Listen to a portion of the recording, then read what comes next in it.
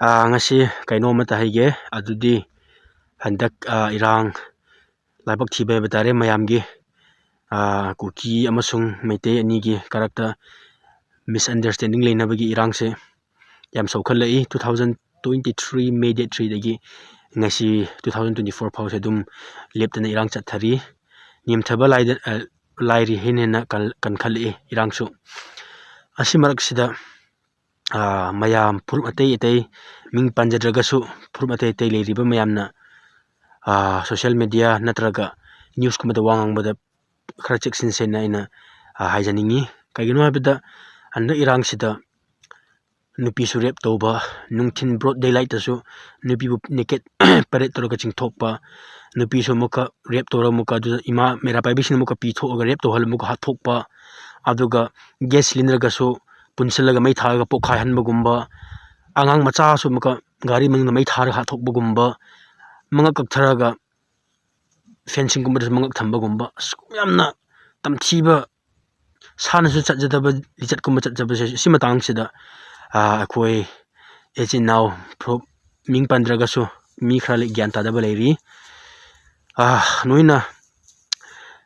mi ani gi khatnaba mayada noina neutrality maintain toba ngamjaga please tumna lebiyo na hininge haibadi ma'am su i kar ma'am su mi i sokhat labano jikse duna seming da panjarabada asang kasar huina sim ma se sum observe torakpada mana social media platform da wasum ngangbada magi individual gi benefit ki tamak tara nataga tungi kari future gi ma plan kari lebra du khangra khoi adu mana news khangde media me mana wang ang khuting ekhoi kuki sadum otla lere ekhoi kuki tum tamchi na nganga lere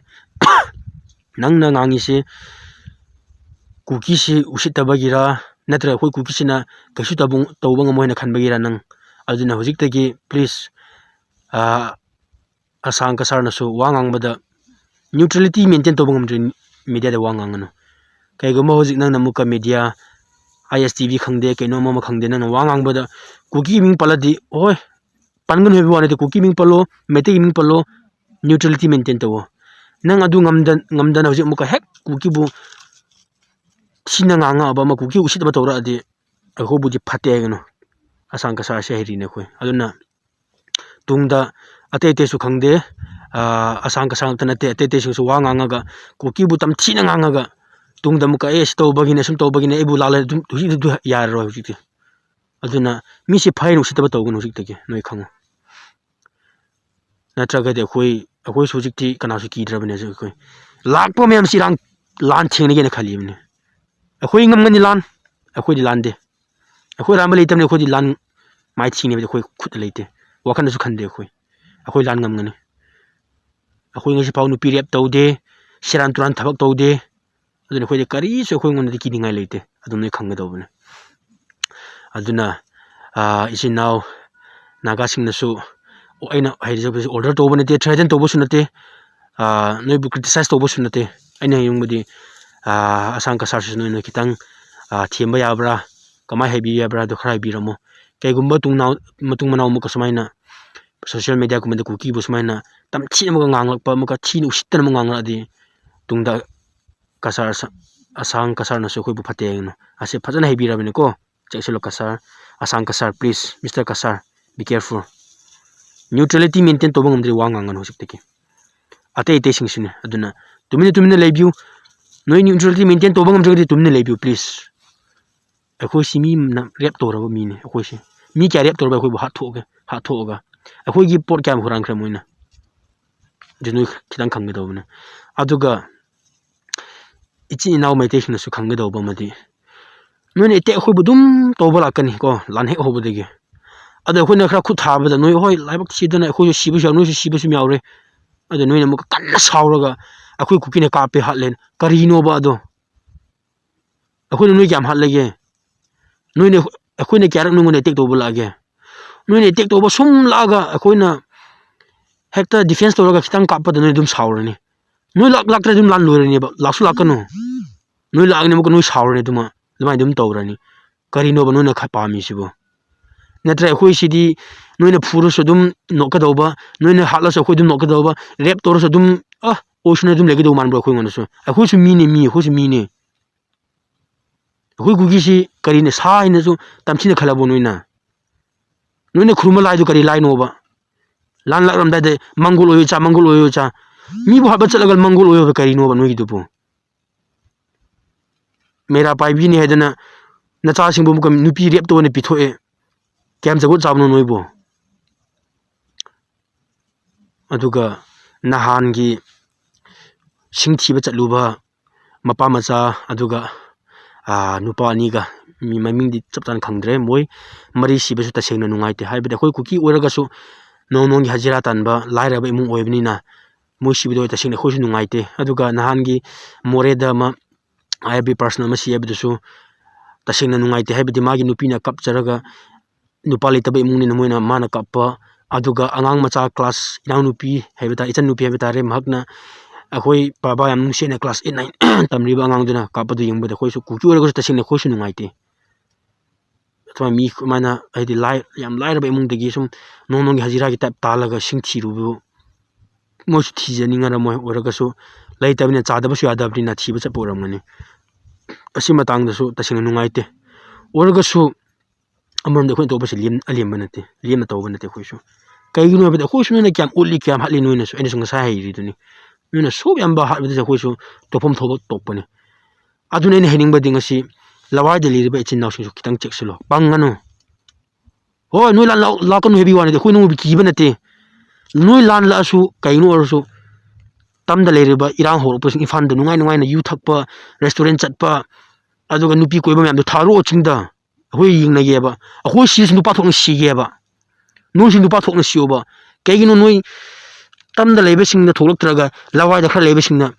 ꯄꯩꯁꯥ ꯃꯣꯏꯅ ꯈꯔ ꯄꯤꯔ ꯑꯗꯨꯝ ꯅꯣꯏ ꯄꯥꯏꯈꯠꯂꯤꯗꯨꯕꯨ ꯑꯩꯈꯣꯏ ꯅꯣꯡꯃꯗ ꯍꯥꯠꯅꯤꯡꯕ ꯅꯠꯇꯦ ꯅꯣꯡꯃꯗ ꯀꯥꯞꯅꯅꯤꯡꯕ ꯅꯠꯇꯦ ꯅꯣꯏ ꯂꯥꯛꯄ ꯑꯩꯈꯣꯏ ꯀꯥꯞꯗꯕ ꯌꯥꯗꯦꯗꯅ ꯑꯗꯨꯒꯤ ꯇꯧꯔꯤꯕ ꯋꯥꯅꯤ ꯑꯩꯈꯣꯏꯁꯨ ꯍ꯭ꯌꯨꯃꯦꯅꯤꯇꯤ ꯌꯥꯝ ꯆꯥꯎꯅ ꯂꯩꯔꯤꯅꯤ ꯏꯝꯐꯥꯜꯗ ꯂꯩꯔꯤꯕ ꯃꯌꯥꯝ ꯅꯣꯏꯒꯤ ꯀꯩꯅꯣꯒꯤ ꯑꯔꯥꯝꯕꯥꯏ ꯍꯥꯏꯕ ꯀꯩꯅꯣꯒꯤ ꯂꯤꯗꯔ ꯃꯌꯥꯝꯗꯨ ꯊꯥꯔꯛꯑꯣ ꯆꯤꯡꯗ ꯑꯩꯈꯣꯏ ꯌꯦꯡꯅꯒꯦꯕ ꯃꯣꯏ ꯉꯝꯃꯗꯤ ꯑꯩꯈꯣꯏ ꯁꯤꯒꯦ ꯑꯩꯈꯣꯏ ꯉꯝꯃꯗꯤ ꯅꯣꯏ ꯁꯤꯔꯣ ꯅꯨꯄꯥ ꯊꯣꯛꯅ ꯇꯧꯅꯁꯦꯕ ꯅꯣꯏꯒꯨꯝꯅ ꯑꯩꯈꯣꯏꯅ ꯅꯣꯡꯃꯩ ꯗꯨꯛ ꯌꯥꯝꯕ ꯒꯚꯔꯟꯃꯦꯟꯒꯤ ꯍꯨꯔꯥꯟ ꯊꯣꯛꯑ ꯀꯨꯛ ꯇꯧꯊꯣꯛꯑꯝꯃꯗꯤ ꯑꯩꯈꯣꯏ ꯈꯨꯃꯟ ꯂꯝꯄꯥꯛ ꯐꯥꯎ ꯅꯣꯏꯕꯨ ꯇꯥꯟꯁꯤꯟꯒꯗꯧꯕꯅꯤ ꯑꯩꯈꯣꯏꯅ ꯑꯗꯨ ꯇꯁꯦꯡꯅ ꯍꯥꯏꯔꯤꯅꯦ ꯄꯪꯒꯅꯨ ꯍꯧꯖꯤꯛ ꯑꯉꯥꯡ ꯁꯤꯔꯤꯕ ꯏꯃꯨꯡꯒꯤ ꯅꯨꯄꯥ ꯂꯩꯇ꯭ꯔꯦ ꯑꯩꯈꯣꯏꯒꯤ ꯏꯄꯥꯗꯣ ꯍꯜꯂꯛꯇ꯭ꯔꯦꯅ ꯀꯞꯂꯤꯕ ꯑꯉꯥꯡꯒꯨꯝꯕꯗꯨ ꯑꯩꯈꯣꯏꯁꯨ ꯑꯗꯨꯃꯥꯏꯅ ꯀꯞꯄꯤꯅꯤ ꯑꯩꯈꯣꯏꯒꯤ ꯃꯤꯁꯤꯁꯨ ꯑꯗꯨꯅ ꯅꯣꯏ ꯍꯣꯏ ꯆꯤꯞ ꯃꯤꯅꯤꯁꯇꯔ ꯑꯣꯏꯔꯒꯅ ₹5,00,000 ꯄꯤꯕ ꯌꯥꯏ ₹10,00,000 ꯄꯤꯕ ꯌꯥꯏ ꯀꯔꯤꯗꯕꯨ ꯀꯥꯟꯅꯔꯨꯏ ꯃꯤ ꯑꯃꯨꯛꯀ ꯍꯤꯡꯂꯛꯀꯗꯧꯕꯁꯨ ꯅꯠꯇꯦ ꯑꯩꯈꯣꯏꯁꯨ ꯅꯣꯡꯃꯩ ꯄꯥꯏꯅꯤꯡꯉ ꯄꯥꯏꯕ ꯅꯠꯇꯦ ꯏꯃꯥ ꯏꯄꯥꯅꯁꯨ ꯅꯣꯡꯃ ꯏꯆꯥꯅ ꯒꯚꯔꯟꯃꯦꯟꯒꯤ ꯁꯥꯔꯚꯤꯁ ꯐꯪꯂꯛꯇꯅ ꯑꯩꯈꯣꯏ ꯅꯨꯡꯉꯥꯏꯅ ꯍꯤꯡꯒꯅꯤ ꯍꯥꯏꯕ ꯏꯃꯥ ꯏꯄꯥꯅ ꯁꯥꯜ ꯊꯝꯕꯅꯤ ꯑꯣꯏꯔꯒꯁꯨ ꯅꯣꯏꯅ ꯏꯔꯥꯡ ꯇꯧꯔꯛꯄꯅꯤ ꯑꯩꯈꯣꯏꯁꯨ ꯍꯧꯖꯤꯛꯇꯤ ꯂꯥꯏꯔꯤꯛ ꯇꯝꯕ ꯂꯥꯏꯔꯤ ꯑꯩꯈꯣꯏꯁꯨ ꯇꯧꯐꯝ ꯊꯣꯛꯄ ꯑꯗꯨꯝ ꯇꯧꯔꯕꯅꯤ ꯅꯣꯡꯃꯩ ꯄꯥꯏꯔꯒ ꯅꯣꯏ ꯂꯥꯛꯑꯗꯤ ꯀꯥꯞꯀꯅꯤꯅ ꯍꯣꯏ ꯑꯩꯈꯣꯏꯁꯨ ꯀꯥꯞꯅꯤꯡꯕ ꯅꯠꯇꯦ ꯍꯥꯠꯅꯤꯡꯕ ꯅꯠꯇꯦ we don't have any choice we don't have any option this is our choice aduna noi hoi noi dum noina khangjagadauba amadi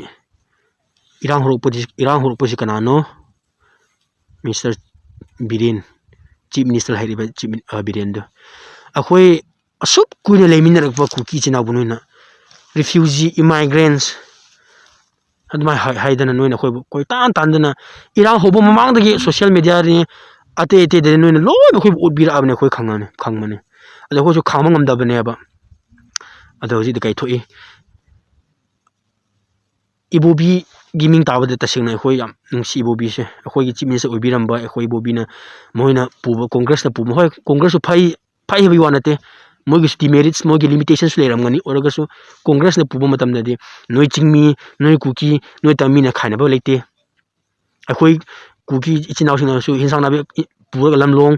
imag makai yolaga ima be sing ga pina dana kyamuk nungai ge do aduga ichinaw murang dagi nga purakpani loktak dagi nga ne ima be sing khoi romal yumba lakani akhoi ne lobirani ima spring so ima nga su khom de lekron le hanlani adunga akhoi nga taning daga su nungai te na mi ahana su lapna laga yumba laga nungai te lobidamne adugi relation hujikti kana manghali BJP government Biren have no pass di khalonang nang chief minister purus nang ikaidro nang se mandop leikai gi youth club president gi damak se fit oidaba nang na chief minister ga tore hujikti manipur kaire dana Hoji Manipur ki relation mangi dana akoina chahi kamuk chalas ibu bi gumna phaba chi se khoi phangaro hoji matam se January ne ko akoi manaba singa mete manaba nupa singa hojik se khoi chahi te oraga de hojik se khoi chingda lawai da ka khatana khoi ima khoi oksa thungdana soibum ga thungdana khoi yongcha ga cha nungai na lega dawna chingda da nungthinda chingda khra ka ruba sa khra ka buba uche khra ka buba aduga nga khra thiruba adu tawga dawne aduga hek loiraga nong ni hum leraga muka khoi kum tharaga infanda ima singna thungriba ironba aduga nga chaga dawne duna asikumbagi relation mem sunu ma han khra BJP na hojik ti manaba sing aiga nungsina lemin ramba manaba sing hojik kai tawre mosu nongmai paidana ku kya kana singda ka khala o kaide it's okay akai ba kaisu leite mo to phom thoba to uni asu karib da nungai tab leite aina su moi la manaba sing dula abni na asu la de mo bu defense to gani han asu lepne la mo bu kap ni kaina hojik ti manaba orsu la de dum kap khrani ai mo na ka ba su okay ai sinupa thok ai sirni adune ade ai manaba sing so waroba leite nungai tab su leite noina achau sangsing to ba lan bagi manaba sing nomai pai hojik china ka khalabne ai su imanaba sing la de dum kap kani imanaba ni naidi yengaro hojik te adum yengna ba tare adu ai manaba sesu waro de mun seung su waro mo hebidi masa gi to ba taramne adu khoi na sing sma hatna ba se kari kana ba lege loin mak biren pu go domne se mayam se nang chief minister na su phawna leiri phu kari no ba nang kyam to bangam ge ba hojik aramba ga form to dana kuki bu har ke na to koi tan tan nang na hojik nang khang ga badi nang chief minister ogra kari ogra khoi kuki he na kala khan nang yingo hoi nan he irang hobadi de khoi kitang warame ko nupi ngang nu na khra rep to bi re alo khra ha thok pi re aduga oi na hebdi meti mem sulum phate bi wanate meti phaba mayam su yam leri ko masing khangdana phaba yam leri ko hadi yamna like hay sing bai batare ko amuka maming pallar de muka mayum makai mai thaba laire muka mi su muka hat ka dawne do maming de pallar roige akhoi meti da su yamna phaba mi le ko huji ain hebam mayam se adum chief minister akhoi gi ibobi gumba aduga amamanda haira se adu mayam se akhoi chingda ko su pha hat pi roiba khoi sa sa na nunga le handoi ne ba akhoi di irang ne bo ne khoi di loi ma mejem do hat ke do phuge bi wanate khoi di phadami do select to ga to ge amne chief minister hairiba birin gumadu la de khoi haswa loi tap tam da phuraga hap tam ko phura to ka do na do mami do de noi mete su kitang khalo khrak singo birin na government pura phau de khoi manipur se loi ne bi noi ta sing nen hai biri ne hojik ti ge aina hai tune akhoi tonga tonga leinare hojik ti nungsine bo leitre last ina birin gun dhaning badi mai pai bai de pong pai pai no nang power pai bai de power pai no last nang na chalakani akhoi nang da hala oi noi mi na halakani nang da noi ni china metin halakani natraga nang na sana sasu sa torokani nang yang warak pada nang power pai bis nang soira ni nang mai pai de nang na hi chalak khra do na khawlo da noi na khang do ba madi haram bai ogira maiteli pun ogira whatever akhoi bu nun olinga de khoi hinin kala ka dom ne se last hai bi ne ko chaksalo noi bu ki bi do bnate